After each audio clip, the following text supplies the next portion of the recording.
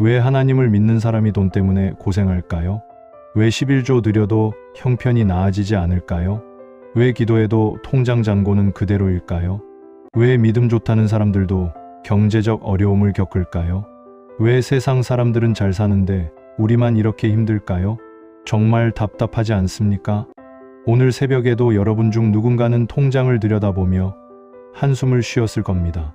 카드 대금 문자가 올 때마다 가슴이 철렁 내려앉는 경험 있으시지 않나요?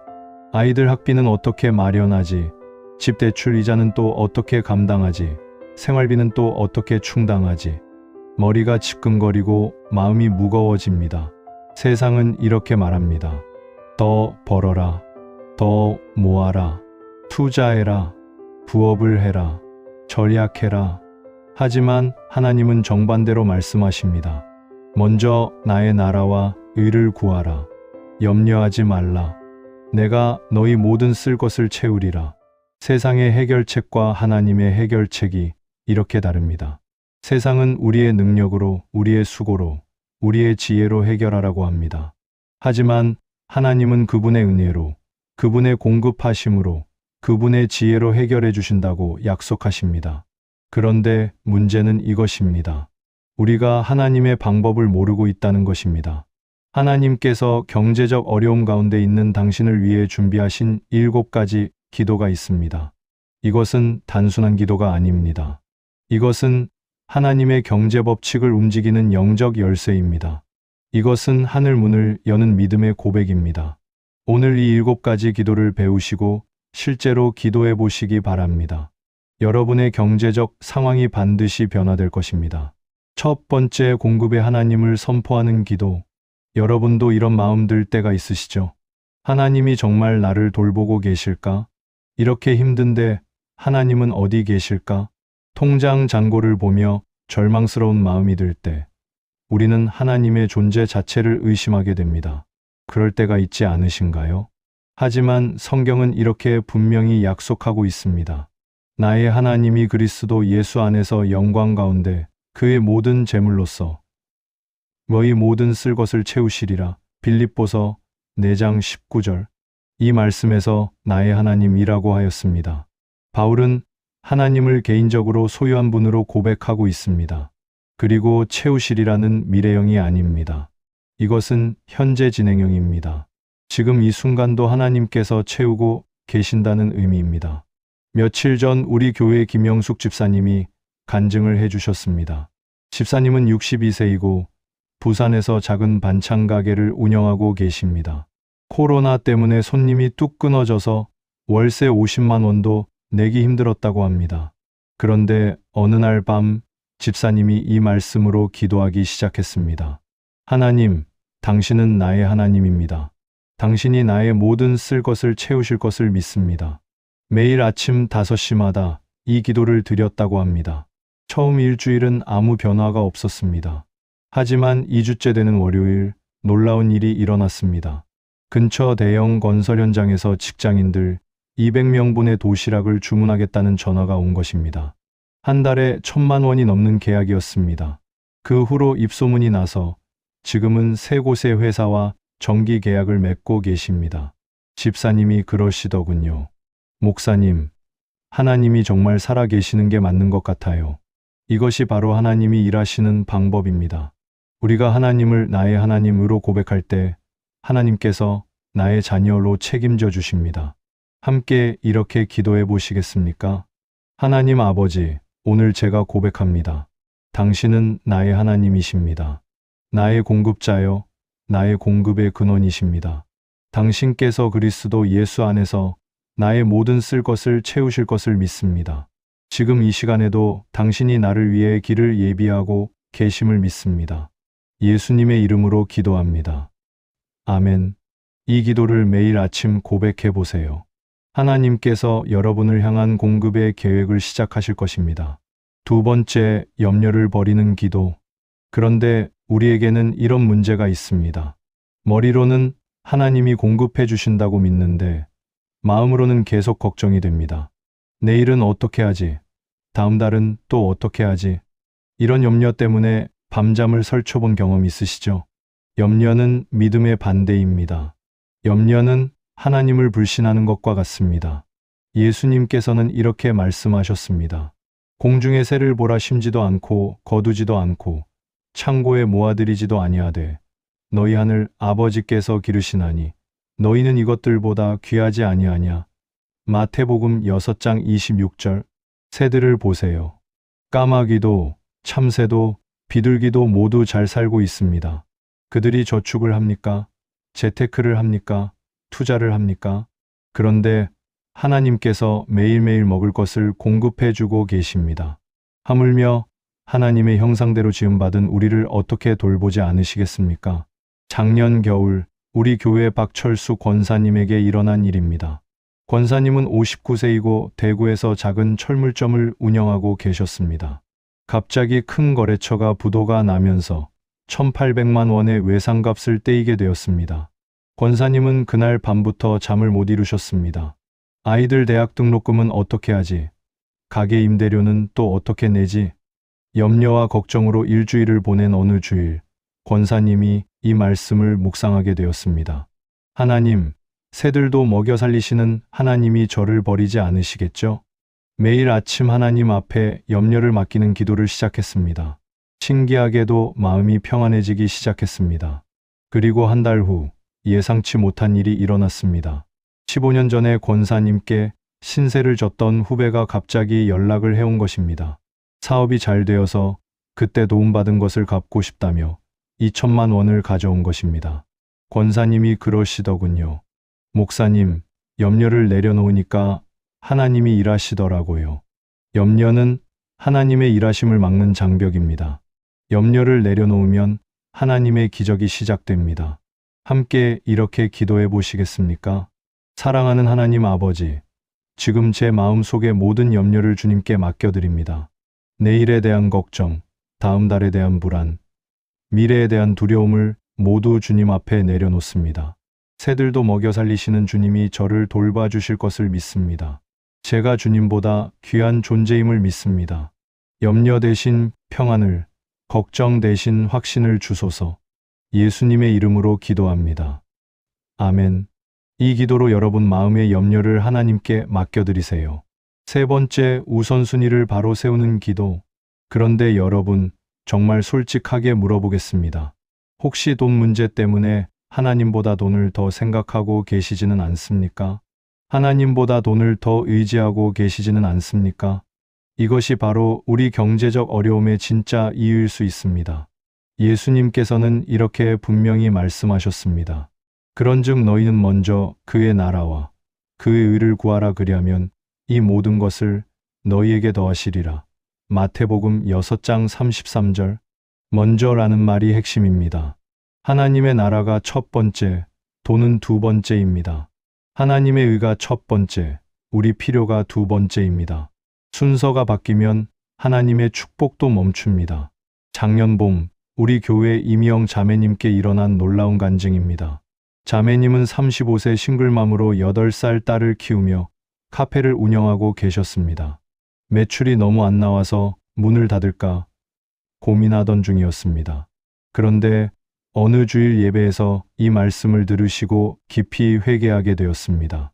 하나님, 제가 하나님보다 돈을 더 의지했습니다. 용서해 주세요. 그날부터 자매님은 매일 새벽 5시에 일어나서 1시간씩 기도하기 시작했습니다. 하나님 나라가 먼저입니다. 하나님 뜻이 먼저입니다. 카페 운영도 하나님께 맡겨드렸습니다. 하나님이 원하시면 계속하고 원하지 않으시면 문을 닫겠습니다. 그리고 놀라운 일이 일어났습니다. 한 달 후부터 손님이 조금씩 늘기 시작했습니다. 동네 맘들 사이에서 기도해주는 카페로 소문이 나기 시작한 것입니다. 자매님이 손님들을 위해 기도해드리는 모습이 감동을 준 것입니다. 6개월 후에는 매출이 3배로 늘었습니다. 지금은 두 번째 매장을 오픈 준비 중이십니다. 자매님이 그러시더군요. 목사님, 하나님을 먼저 두니까 하나님이 제 사업도 책임져 주시더라고요. 이것이 바로 하나님 나라의 경제 법칙입니다. 하나님을 먼저 두면 하나님께서 우리를 먼저 돌봐주십니다. 함께 이렇게 기도해 보시겠습니까? 하나님 아버지, 지금까지 제가 우선순위를 잘못 두었습니다. 돈을 하나님보다 먼저 생각했습니다. 제 필요를 하나님의 뜻보다 앞세웠습니다. 회개합니다. 이제 하나님의 나라와 의를 먼저 구하겠습니다. 하나님의 뜻이 제 뜻보다 우선임을 고백합니다. 주님께서 약속하신 모든 것을 더해 주실 것을 믿습니다. 예수님의 이름으로 기도합니다. 아멘. 오늘부터 이 기도로 우선순위를 바로 세우세요. 네 번째, 하나님을 먼저 공경하는 기도. 이제 더 구체적인 이야기를 해보겠습니다. 혹시 경제적으로 어려우니까 11조나 헌금을 줄이거나 중단하신 적 있으신가요? 형편이 나아지면 다시 드리지 뭐. 이런 생각해 보신 적 있으시죠? 그런데 이것이야말로 가장 위험한 생각입니다. 잠언에서는 이렇게 말씀하고 있습니다. 내 재물과 내 소산물의 처음 익은 열매로 여호와를 공경하라. 그리하면 내 창고가 가득히 차고 내 포도즙 틀에 새 포도즙이 넘치리라. 잠언 3장 9절에서 10절. 먼저 하나님을 공경하라고 하셨습니다. 돈이 있을 때가 아니라 없을 때도 먼저 드리라는 말씀입니다. 그러면 창고가 가득 차고 포도즙이 넘친다고 약속하셨습니다. 지난해 우리 교회에 등록하신 최동훈 집사님의 간증입니다. 집사님은 42세이고 인천에서 중고차 매매업을 하고 계십니다. 작년 초 코로나로 인해 사업이 크게 어려워졌습니다. 매출이 절반 이하로 떨어져서 직원들 월급도 주기 힘든 상황이었습니다. 그때까지 집사님은 11조를 드리지 않고 계셨습니다. 교회는 나중에 형편이 나아지면 도와드리지. 그런데 어느 날 이 말씀을 읽고 큰 충격을 받았습니다. 하나님을 먼저 공경해야 창고가 가득 찬다고? 그날 밤 아내와 함께 기도하고 결단했습니다. 비록 어려워도 하나님께 먼저 드리기로 한 것입니다. 다음 주일부터 11조를 드리기 시작했습니다. 처음에는 정말 부담스러웠습니다. 그런데 놀라운 일이 일어났습니다. 한 달 후부터 중고차 거래가 활발해지기 시작했습니다. 온라인 플랫폼에서 집사님 매장이 상위에 노출되기 시작한 것입니다. 3개월 후에는 매출이 작년 같은 기간보다 50% 증가했습니다. 6개월 후에는 직원을 2명 더 고용할 수 있게 되었습니다. 집사님이 그러시더군요. 목사님, 하나님께 먼저 드리니까 하나님이 먼저 채워주시더라고요. 이것은 수학 공식보다 정확한 하나님의 약속입니다. 하나님을 먼저 공경하는 자에게 하나님께서 먼저 복 주십니다. 함께 이렇게 기도해 보시겠습니까? 하나님 아버지, 오늘 제가 결단합니다. 비록 어려운 형편이지만 하나님을 먼저 공경하겠습니다. 제 소득의 첫 열매로 하나님께 먼저 드리겠습니다. 하나님보다 돈을 먼저 생각했던 지난날을 회개합니다. 이제 하나님이 첫 번째, 돈이 두 번째임을 고백합니다. 제 창고를 가득 채워주시겠다는 약속을 붙잡습니다. 예수님의 이름으로 기도합니다. 아멘. 하나님을 먼저 공경하는 것. 이것이 경제적 돌파의 열쇠입니다. 다섯 번째, 재물 얻을 능력을 구하는 기도. 이제는 좀 더 적극적인 기도를 드려볼 차례입니다. 우리는 흔히 가난이 복이라고 착각하는 경우가 많습니다. 하지만 성경은 그렇게 말씀하지 않습니다. 하나님께서는 우리가 풍족하게 살기를 원하십니다. 모세가 이스라엘 백성들에게 한 말을 들어보세요. 내 하나님 여호와를 기억하라. 그가 내게 재물 얻을 능력을 주셨음이라. 이같이 하여 내 조상들에게 맹세하신 언약을 오늘과 같이 이루려 하심이니라. 신명기 8장 18절. 재물 얻을 능력을 주셨다고 하였습니다. 하나님께서 우리에게 돈을 벌 수 있는 능력을 주셨다는 말씀입니다. 지혜도, 건강도, 기회도, 인맥도 모든 것이 하나님으로부터 온 것입니다. 우리 교회 정수연 장로님에게 2년 전에 일어난 일입니다. 장로님은 55세이고 부산에서 소규모 건설업체를 운영하고 계셨습니다. 그런데 대형 건설사들과의 경쟁에서 밀려 일거리가 점점 줄어들었습니다. 직원들을 해고해야 할 상황까지 갔습니다. 그때 장로님이 이 말씀으로 기도하기 시작했습니다. 하나님, 당신께서 제게 재물 얻을 능력을 주셨다고 하셨습니다. 그 능력을 나타내어 주소서. 매일 새벽마다 이 기도를 드렸습니다. 그리고 하나님께 지혜를 구했습니다. 어떻게 하면 경쟁력을 가질 수 있을까요? 기도하는 중에 한 가지 아이디어가 떠올랐습니다. 친환경 건축자재를 전문으로 하는 것이었습니다. 그때가 환경에 대한 관심이 높아지던 시기였습니다. 장로님은 6개월간 친환경 건축자재에 대해 공부했습니다. 그리고 새로운 사업 분야로 전환했습니다. 놀랍게도 1년 만에 매출이 3배로 늘었습니다. 대형 건설사들이 오히려 장로님 회사에 협력을 요청하게 되었습니다. 지금은 직원이 50명으로 늘었습니다. 장로님이 그러시더군요. 목사님, 하나님이 주신 능력이 정말 있더라고요. 기도로 찾기만 하면 되더라고요. 하나님께서는 여러분 안에도 재물 얻을 능력을 넣어두셨습니다. 그 능력이 나타나도록 기도해야 합니다. 함께 이렇게 기도해 보시겠습니까? 하나님 아버지, 감사합니다. 주님께서 제게 재물 얻을 능력을 주셨음을 믿습니다. 지혜도 주셨고, 건강도 주셨고, 기회도 예비하고 계십니다. 제 안에 잠들어 있는 그 능력이 깨어나게 하소서. 새로운 아이디어를 주시고 새로운 길을 열어주소서. 제가 하나님의 언약 백성으로서 풍족하게 살게 하소서. 예수님의 이름으로 기도합니다. 아멘. 하나님께서 주신 능력을 찾아내시기 바랍니다. 6번째, 넘치는 은혜를 선포하는 기도. 이제 더욱 담대한 기도를 드려보겠습니다. 하나님께서는 우리가 그저 먹고 살 정도만 공급받기를 원하지 않으십니다. 하나님께서는 우리가 넘치도록 풍족하게 살기를 원하십니다. 바울 사도는 이렇게 선포했습니다. 하나님이 능히 모든 은혜를 너희에게 넘치게 하시나니 이는 너희로 모든 일에 항상 모든 것이 넉넉하여 모든 선한 일에 넘치게 하려 하심이라. 고린도후서 9장 8절. 넘치게 하시나니라고 하였습니다. 하나님의 공급하심은 모자란 것이 아니라 넘치는 것입니다. 그리고 그 목적이 있습니다. 모든 선한 일에 넘치게 하려 하심이라. 하나님께서 우리를 풍족하게 하시는 이유는 다른 사람을 도울 수 있게 하려는 것입니다. 6개월 전 우리 교회 김혜랑 권사님에게 일어난 놀라운 역사입니다. 권사님은 48세이고 대전에서 반찬 가게를 운영하고 계셨습니다. 그런데 근처에 대형마트가 생기면서 손님이 반으로 줄어들었습니다. 하루 매출이 10만 원도 안 되는 날이 계속되었습니다. 그때 권사님이 이 말씀으로 기도하기 시작했습니다. 하나님, 제게 은혜를 넘치게 하셔서 다른 사람도 도울 수 있게 해주세요. 처음에는 믿어지지 않았습니다. 당장 내일 장사가 될지도 모르는 상황에서 다른 사람을 도운다는 게 말이 되나 싶었습니다. 하지만 믿음으로 계속 기도했습니다. 하나님, 제가 넘치게 받아서 어려운 이웃들에게 반찬도 나눠주고 싶습니다. 그리고 작은 실천을 시작했습니다. 매주 화요일마다 독거노인 분들께 반찬을 무료로 가져다 드리기 시작한 것입니다. 처음에는 5분이었는데 점점 늘어나서 10분이 되었습니다. 권사님 자신도 넉넉하지 않은데 나누는 마음으로 한 것입니다. 그런데 신기한 일이 일어났습니다. 권사님이 독거노인들을 돌보는 모습이 동네에 알려지면서 사람들이 찾아오기 시작했습니다. 진짜 정성이 담긴 반찬이라는 소문이 났습니다. 3개월 후에는 하루 매출이 40만 원까지 올랐습니다.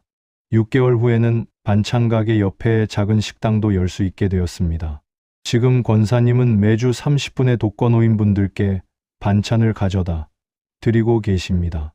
권사님이 그러시더군요. 목사님, 하나님이 정말 넘치게 주시더라고요. 나누니까 더 많이 주시더라고요. 이것이 바로 하나님 나라의 경제 법칙입니다. 넘치게 받아서 넘치게 나눠주는 것입니다. 함께 이렇게 기도해 보시겠습니까? 하나님 아버지, 제게 모든 은혜를 넘치게 하여 주소서. 제가 모든 일에 항상 모든 것이 넉넉하게 하여 주소서. 그래서 제가 선한 일에 넘치게 쓰임받게 하여 주소서. 어려운 이웃들을 도울 수 있게 하여 주소서. 하나님의 이름이 제 삶을 통해 영광 받으시게 하여 주소서. 넘치는 복을 주셔서 넘치는 나눔을 실천하게 하소서. 예수님의 이름으로 기도합니다. 아멘. 하나님의 넘치는 은혜를 담대하게 구하세요. 7번째, 일용할 양식을 구하는 기도. 마지막으로 가장 기본적이지만 가장 중요한 기도입니다. 예수님께서 가르쳐 주신 주기도문에 이런 구절이 있습니다. 오늘 우리에게 일용할 양식을 주시옵고 마태복음 6장 11절 일용할 양식이라고 하였습니다. 하루하루 필요한 것을 매일 공급해달라는 기도입니다. 이것은 소박한 기도같이 보이지만 실은 가장 강력한 기도입니다. 왜냐하면 하나님과의 매일매일의 관계를 인정하는 기도이기 때문입니다. 하나님께서 오늘도 나를 돌보고 계시다는 신뢰의 고백입니다. 3년 전 우리 교회에 출석하기 시작한 이춘희 집사님의 이야기입니다.